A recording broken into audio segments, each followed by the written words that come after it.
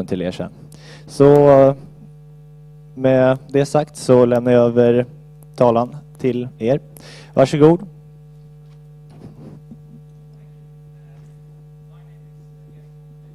With me up here is Jesper Engström. And yeah, we're doing this in English because it's on the stream and it's going up on YouTube. And it's a very good way for us to promote ourselves. So shamelessly, we're doing this in English. Earlier today, we were out at the big stage and showed our game. So here is a teaser trailer that we showed.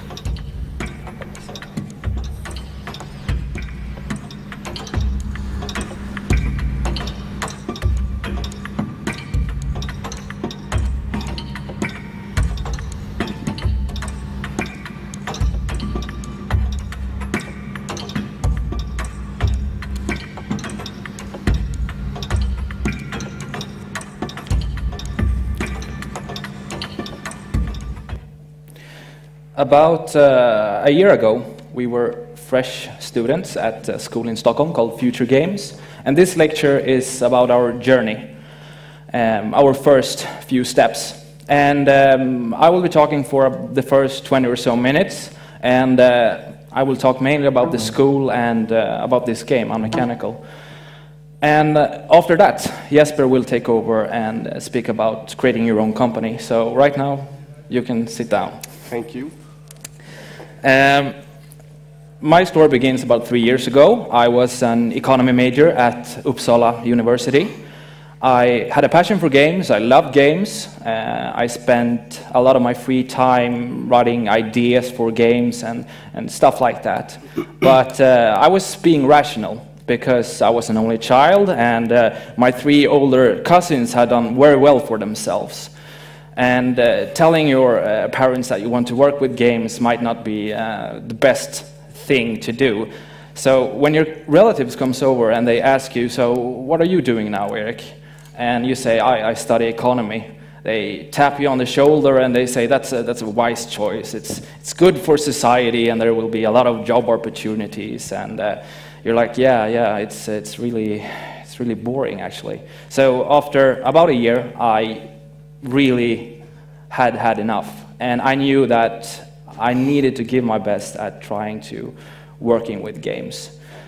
Some people in our class, they've known that they wanted to work with games since they were like 12 years old, and there are 13, 12, 11 years old out there who knows how to program really well. But for me, it took a bit of trial and error. I had to try a few stuff before I found my conviction. I think that there's nothing special to discuss concerning that difference. I just think that for some people it takes some trying out. In any case, say that you decided you want to work with games. When Jesper and another student in Future Games was in Spain a few months back at a student competition with another game called Embrace, the people they met there were really surprised to hear about Future Games and schools like Future Games. Because we actually go to a school where we get to make games, and the way they saw it was like this was some magical, far-off land. And it's actually Sweden. I think most people underestimate how big the opportunity is and how much of a privilege it is to live in Sweden if you want to work with games. Sweden is very powerful international, and it's such a small country which makes the schools and education very saturated, and there's actually a lot of them. Getting a job right away might be something you can try, but with such good schools and with the benefit of having a base knowledge, I would greatly suggest going to any of the schools. So there's 2 main types of schools in Sweden. There's the universities and there's the vocational education. And I go to vocational education, so I guess you would assume I'd say those are better, but I really think that it's up to you. It was very hard to decide. I started by looking at job descriptions for entry-level positions at companies all around the world. They seem to value two things very highly. It was the degree, which you get at a university. A degree shows that you can commit to something, that you're not just, I like games, and 2 months later, this is boring. But you can actually put your mind to something. And the other thing that they value highly was an internship, a work placement in industry.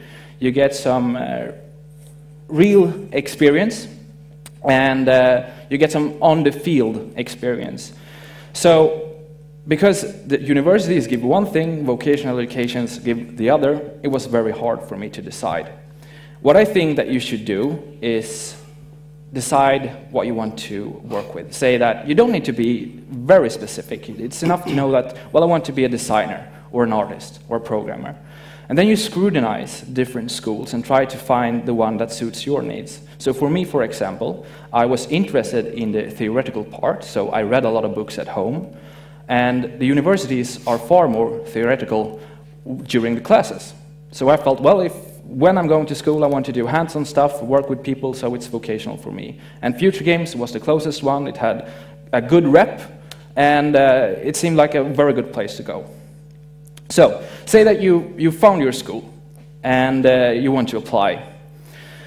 I think people underestimate the opportunity to work with games here in Sweden, and I think they overestimate how difficult it is to get in.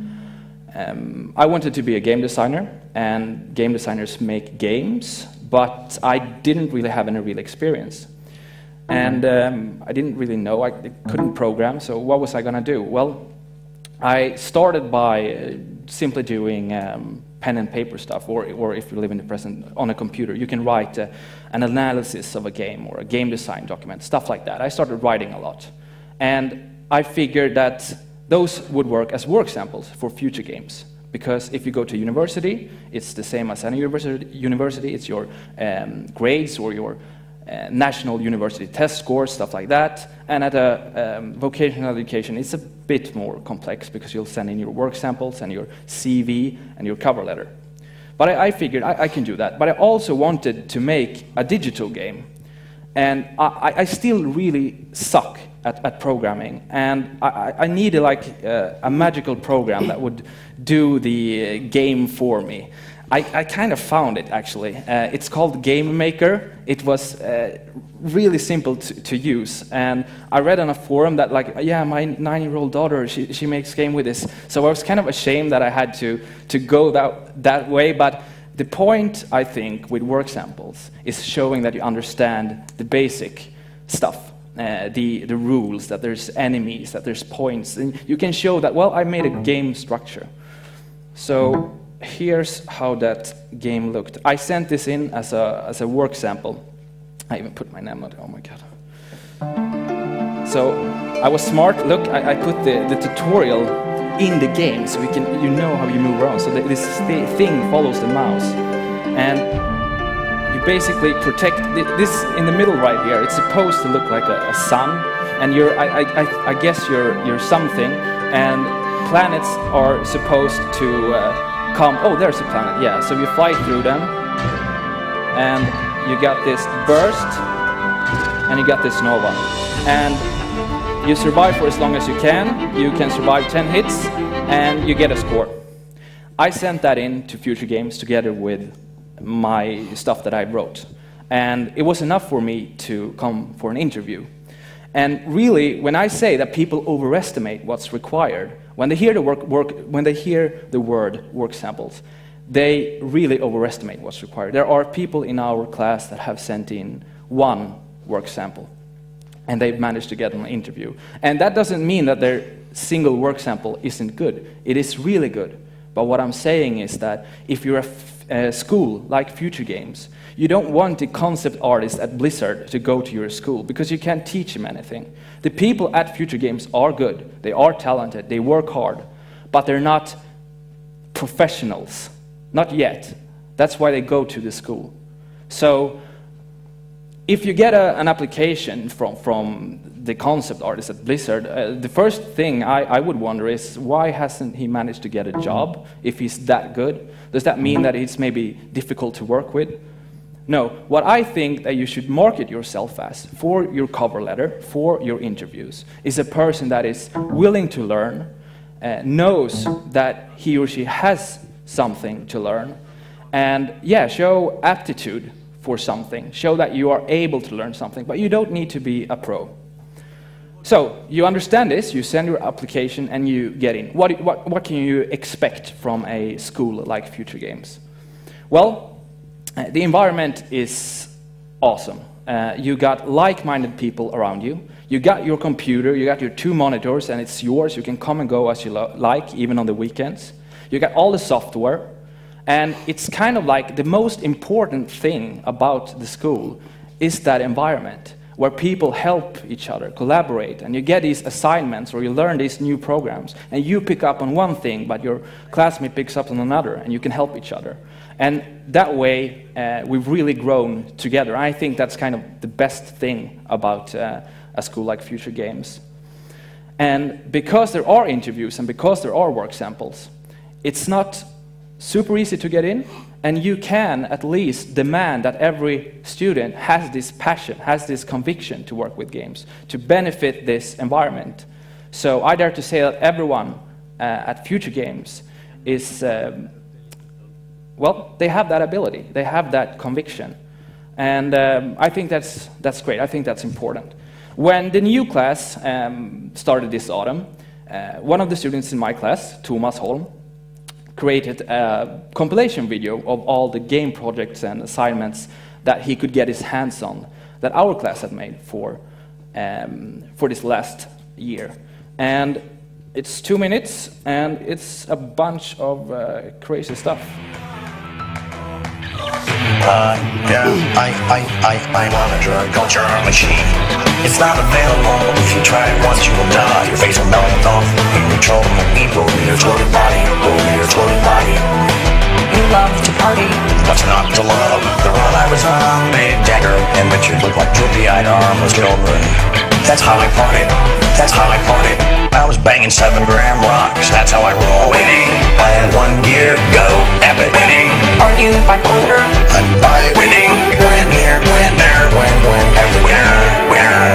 Absolute victory. Everywhere. Where? I'm on a quest. We're gonna win everywhere. Right every single wrong. Right every wrong. I'm a total fucking rock star from Mars. Winning. Come on, bro. I got tackle blood. Winning. You bottle my brains and feel like, dude, can't handle it. Win here. Win there. Win.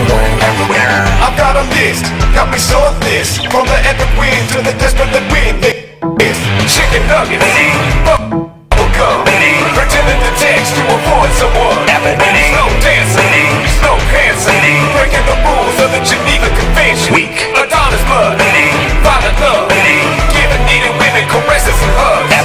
Childbirth, calling birth, take your weakest verse. Duh. Winning. I was banging 7-gram rocks. That's how I roll. Winning. I had 1 year go. Epic. Winning. Are you bipolar? I'm bi. Winning. Win here. Win there. Win everywhere. I'm a total fucking rock star from Mars. Winning. Come on, bro. I got tackle blood. Winning. You bottle my brains and feel like, dude, can't handle it. Win here. Win there. Win everywhere. Where?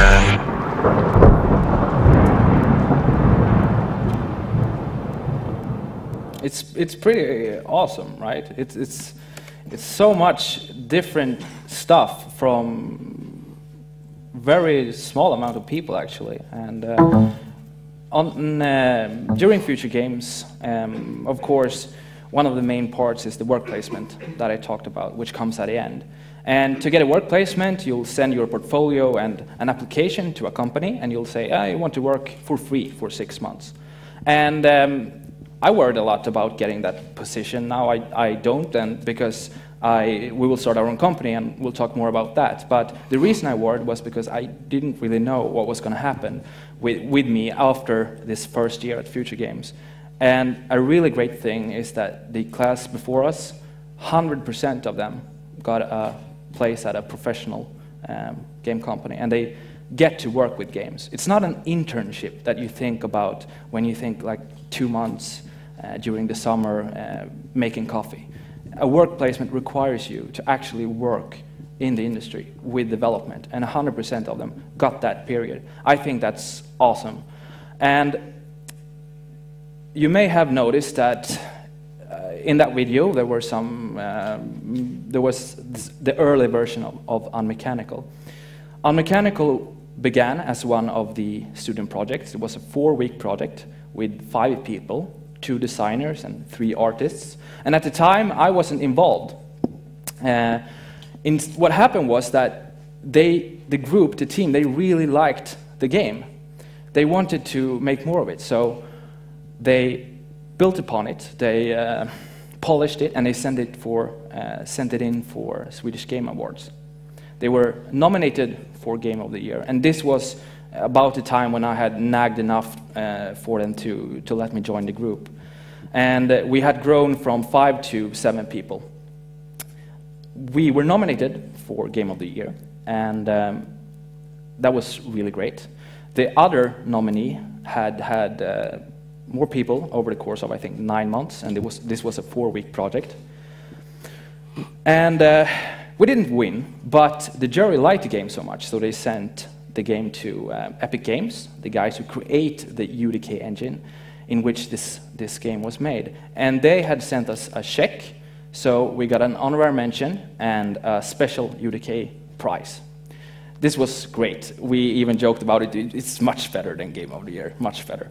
And from there on, we knew that during the last 10 weeks of Future Games, and we're right in the middle of this now, we have specialization. This is when you can do anything you want, basically, as long as it's relevant. But we knew that this is when we were going to be able to put in the bulk of the work. So before this, we planned everything. We planned the whole game, every puzzle, every environment, and we knew that when day 1 hits, everyone was going to know what we were going to do, and we were going to do it. So that's where we're at now, and we are still in production. We hope to finish as soon as possible, maybe before New Year's, but that looks a bit tight. We'll probably have to work a bit past that, but it's going well, generally. And we're starting our own company, but we were going to start our own company even if Unmechanical didn't exist. And actually, there are 8 people from Future Games that are starting their own company, but only 4 are involved in the production of Unmechanical, which is a production of about 10 people. The thing is that when you release a game, we're going to release Unmechanical for Steam, you get money. And when you sell it, not when you release it. Hopefully we'll get a little piece of money. And you need to send that money out to the people. Having a company is vital for that to work. And at the same time, because we have driven people in the company supporting Unmechanical, we managed to get, for example, a spot at GameX in Paradox Indie booth. And there's a stand there, which was very beneficial, spread the word.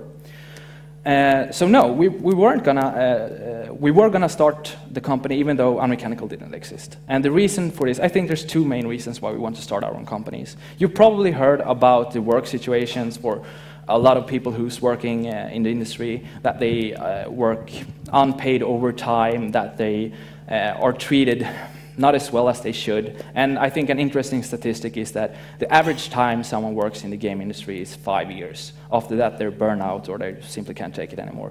And that's kind of sad, because making games is a lot of fun. So we want to be a part, and I think Sweden is one of the best countries in trying to change this, and we want to be a part of that. The other reason is much simpler. We just think it's fun to do your own games, to be your own boss. I think that's a good combination of reasons. So that is why we want to start our own company. And Jesper? Thank you, Erik. Sorry, excuse my coughing. Yeah, so that was a little bit about Erik's background and story and why we want to start the company. And I wanted to tell you a little bit about my background and maybe how and when this all started. And so I'm really glad to see that there are a couple of people here, even though E-Type is on main stage performing the original Techno Viking. So thank you for being here.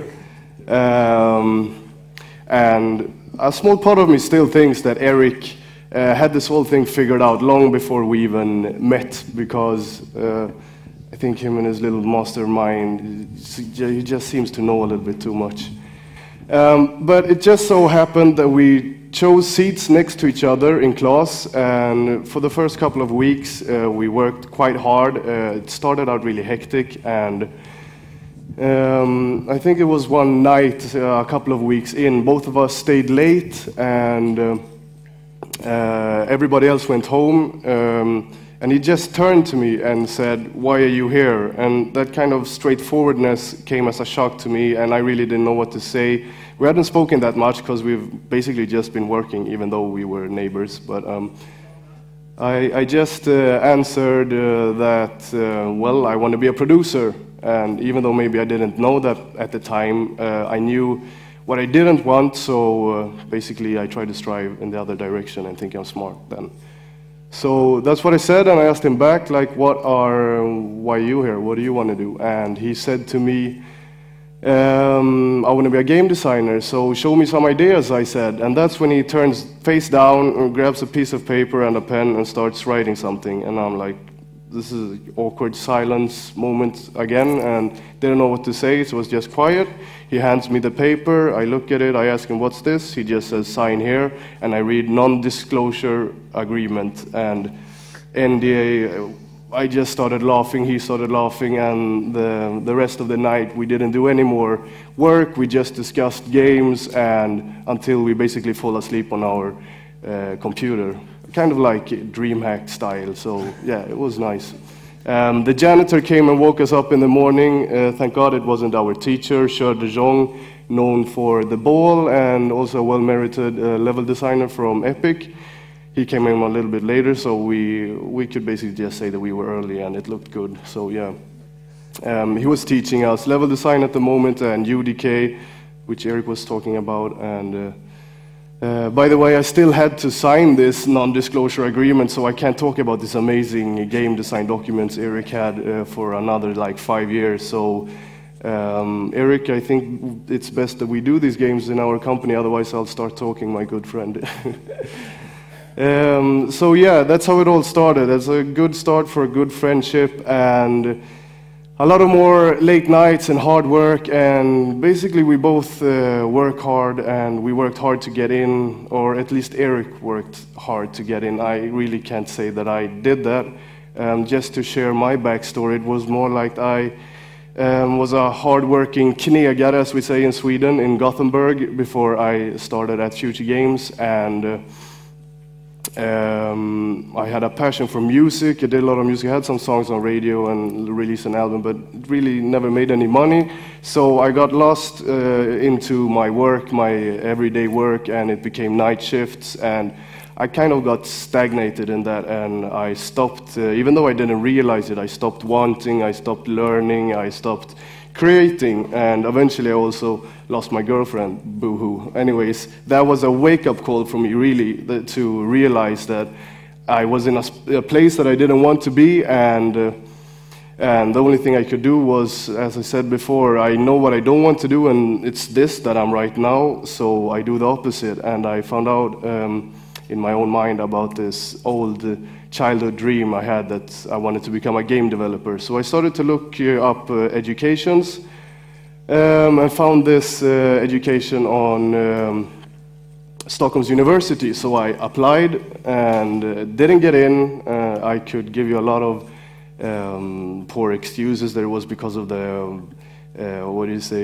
work crisis, the economical crisis, and people were going to school instead of work. But no, I was just not good enough. So, but that was good. I think it was meant to be, because now I did this högskoleprovet, the national university test, or what you call it in English. And that went really well.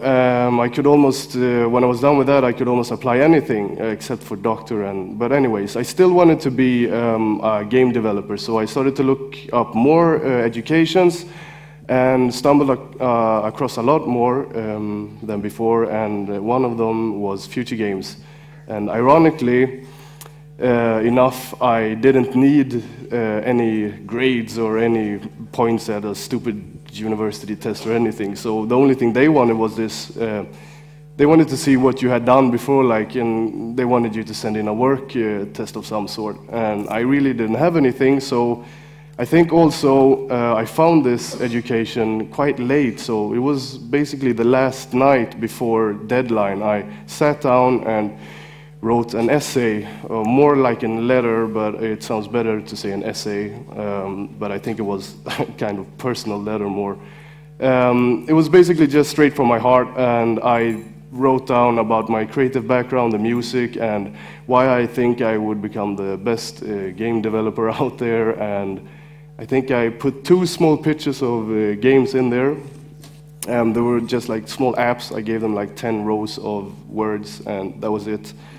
So yeah, as Erik said, you don't really have to be a mastermind. You just have to know what you want and be really certain about it. And I didn't give it so much second thought. I just read it through once and said, yeah, this is grammatically shit, but it's from my heart and it feels good. So I sent it away, and somebody liked it. I came for the interview, and the rest is history. So that's how I got in. And by the way, I did also apply to the university again, and this time I got in, haha, but thank God I chose Future Games.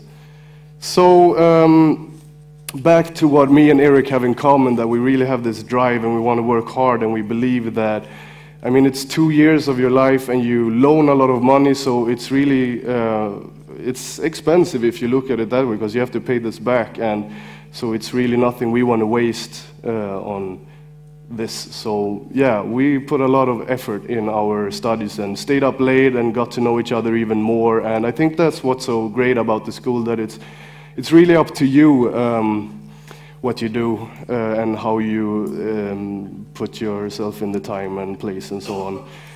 So yeah, as Erik was saying, the best thing I think is really like your classmates and what you learn from each other and how you can, because I think we kind of elevated our projects thanks to that we helped each other cross groups or cross projects, kind of, because there was a jury that from the industry that looked at our games, and they were really impressed, like that we could do this in such short amount of time. And I really believe that that we helped each other so much, really elevated everybody. And I mean, if you look at it, an idea is really just an idea until you start talking about it and you do it with people around you, and I think it really grows. I mean, of course, one people can make it. Everybody knows who the man is, but we don't have to talk about that. And but I think that really ideas grow together, and it's a shame that so many people are afraid of sharing and afraid of. I can understand, because nowadays, like, the survival instinct of the human race is no longer biological. It's really, you need money, right, to survive. So people are scared of sharing stuff, and it's sad, because I think that ideas would really mostly just grow if you share them. So yeah, that's the most important thing I take from school. I think that just keep on teaching and learning from people around you, and especially in this industry, because it's so rapidly changing and evolving, and it's really so much fun to be a part of, and you have to keep on learning and evolving yourself. So how did the company start about? Well, I think it was one quite hot summer day, actually. Me and Erik were sitting in the window, gazing down on the minions of Stockholm's busiest street, Sveavägen, running from stuff to do, and we were discussing, I think it was in the midst of our last project, yeah. We weren't working in the same group, but still we were, as I said before, discussing a lot of stuff and helping each other out. And suddenly, once again, he just turns to me and says, we should start a game company. And once again, I was quite shocked by the honesty and straightforwardness. I don't know what he does, him and his brain, but I just felt that, okay, when Erik says this, this is true. Like, this is what it's going to be. Because I know that he never lets anything to be like by chance. He really gives everything a lot of thought, and he wouldn't have said it otherwise, and probably had a lot of sleepless nights as well. So basically now it was my turn for a sleepless night, so I stayed up the whole night, couldn't sleep, thought about this, and the next morning I called him, woke him up and said, yo, meet me outside school, we need to go for a stroll down Sveavägen. So he did, and we walked, and I talked, mostly I talked, I think I had so much to say, and he already knew, probably. But yeah, I thought it was such a unique opportunity, and really once in a lifetime, because there's so many people around you that you've gotten to know in 1 year, and you have also had the chance to work in projects and see that you can really create stuff, so it's not just an idea and you think that it might work, you actually know that it does work, and you can see what roles and parts people play within the team and how you complete each other. So I thought that, yeah, of course this can work, but he was still a bit skeptical that people would want to join us, since, well, it's a crazy and quite bold idea, especially when everybody's thinking about work placement, and it's a really good opportunity, obviously, to get into a company and to get into the industry. So, but I was still quite certain this time, so it was my turn to say that, yeah, this is going to happen. And basically what happened was that people actually started to talk to us and had the same idea about this being a very unique opportunity, and the team kind of almost formed itself, and I'm really shocked and happy about how well it turned out, because we really complete each other well. And when we saw this happening and the team was done and we said, yeah, this could really work, we had our first meeting. I remember we went for ramen, and we really felt like badass Yakuza, but we were nothing else but like anime nerds. But still, we rose our glasses to the sky and cheered for Sublime Interactive and started working. So the last couple of months has been really trying to overcome all the skepticism and disbeliefs, and believing in ourselves, and just putting yourself out there, even though sometimes it's tough. And I've been basically just talking to people on phone, emailing, and trying to just get contacts. I remember I took the team down to Skövde for the Swedish Game Conference, and also to meet the incubator, had 2 meetings over lunch, and it was very hectic and very fun. We met all the indie companies in that incubator in Skövde. All of them were really nice people, and we learned a lot from them. We just asked them so many questions, like, how did you manage to do this? And so what I tried to do really was just get fleshed out as much as possible and get a lot of contacts. But the toughest thing was yet to overcome, and that is to obviously get roof over your heads and over our heads, and equipment. So basically I tried to find incubators and publishers and just people with money that could see this as an opportunity and want to help us. And I remember we had a very early opportunity, and it felt really well, even though it wasn't certain, but we were ready. I was very ready to go for it, because when you see your dream getting formed in front of you, you really just want to go grasp it. But I can say now, don't grasp the first opportunity, because you grow so much, and I'm so thankful that Erik kind of pulled the handbrake and said, let's talk about this. And we assembled the team, and we had a reasoning, and it was not that it was bad, it was just that we felt that we could learn more and get more experience and find what we really wanted, because it's hard to know what you want to do as a company in the beginning and to find yourself. And kind of the more you talk to people, the more meetings you go to, the more you understand what is a good deal for you, how do you want to work. And really just, I think hard work and gut feeling and timing is a part of it. And basically, the more you go for, the more you get. Yeah, that's what I think. So, thank you very much. Questions? I don't know about the time or anything, but if we have a couple of minutes for questions, Erik, you could come up again. And is there anybody who wants to ask something, maybe? No questions at all? Nobody wants to become a game developer in here? Well, I have a question. What platforms do you develop for? Unmechanical is mainly for PC, so we're releasing it on Steam by next summer, hopefully, and we've also discussed releasing it for the iPad. I think if you're an indie developer, a lot of people say that you should go for PC. Others say that you shouldn't. But anyway, here's the kind of argument, and that is that both Sony and Microsoft are difficult to work with in terms of getting your games onto their platforms. It takes a lot of time. Usually, when you're a small developer who survive by releasing game by game by game, you don't have that time. And PC is highly accessible. It's quicker, and I think that is changed a little bit since Steam is becoming so popular. And there's the process that is now when you have to talk to them, and it's starting to look similar like the consoles, but that process, it didn't exist a few years back, and so it was easier before. But I think that this spring we will work mainly for PC, because not only do we think that it's accessible, but we also think that it's what we're good at, because we worked at a lot of PC projects at school. I think it's also a good first step, kind of, because most people that do make games, they make them on a PC and they understand how a PC works. So the first step, a good first step, is to just get it out on PC, maybe self-publish or go for something like Steam, and then you'll see what happens. So yeah, I think it's a really good first step. Just it's easier that way. Yes, I have a question as a fellow developer and but student still. To finally get your games on Steam, the tips I got before from other developers is to actually go to this convention and show up your games, etc. Because they won't really answer the emails, etc. I think they have a service for that, but still they don't really look at it.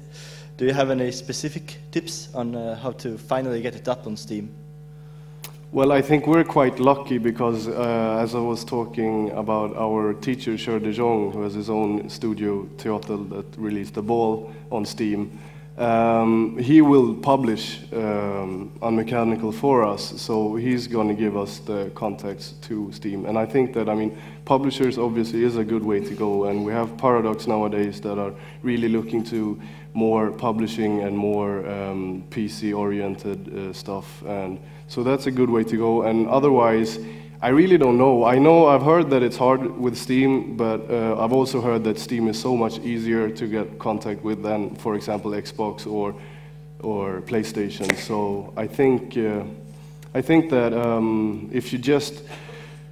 if you send them a couple of emails, if you just don't give up, I hope they will answer, because that's what when, as you said, we were in Skövde and we visited the studios there, and we visited Coffee Stain Studios, which develops Sanctum now for, I think, both PS3 and Xbox.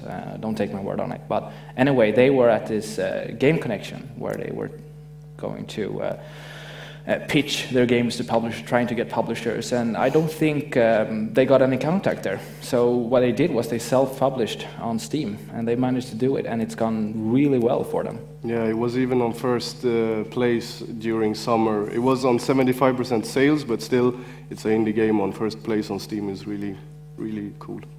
Well, yes, thanks. See you in Skövde next year. Yeah, hope so.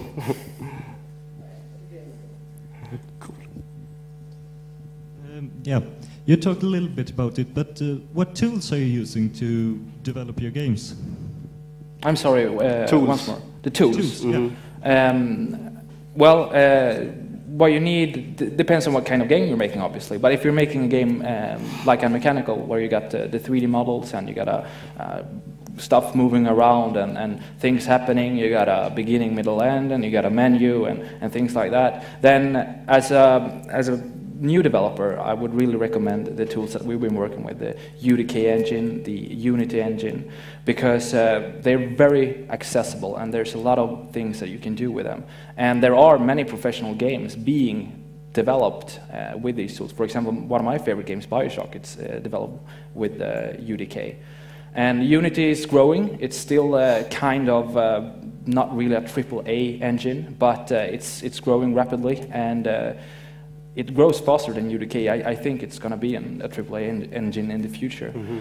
As for 3D programs, it's Maya or 3D Studio Max. I think the most commonly used program in the industry is 3D Studio Max. Yeah.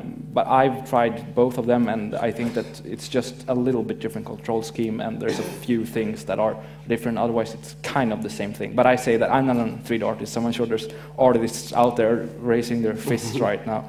Yeah. I would suggest that Blender, my favorite program, is the best one for indie. I think it's one of the better, even if you don't develop for indie games, at least for modeling. Cool.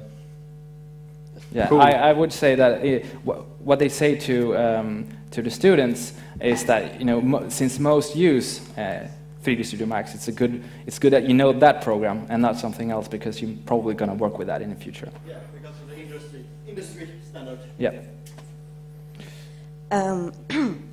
Since you decided to start with the PC as a platform, I'm pretty sure you have thought about piracy, which most of the AAA companies always keep nagging about. So what have your thoughts about that been, and are you thinking about DRM? And I think there was a lecturer from Paradox, Shams, who said a very nice thing about that. He had looked at Pirate Bay on the comments there for the torrents, and for Magica, which is an indie game, a very successful one, it was like, I'm gonna buy it later, or I'm so sorry for doing this. And then there were these AAA titles, and it was like F you, and then was this big guy name. I think that the attitude from players is good towards indie developers, and I think people feel that if they're buying a AAA game, they're not giving the company as much as if they're buying an indie game. At least that's the way I think that I feel, and I would feel a bit worse about downloading an indie game as well. So I think there's absolutely something to that.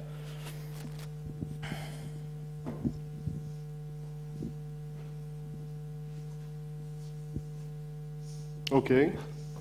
Thank you. That was very interesting. So we'll see you maybe. Yeah, hopefully. Thank you very much. Goodbye. Thank you.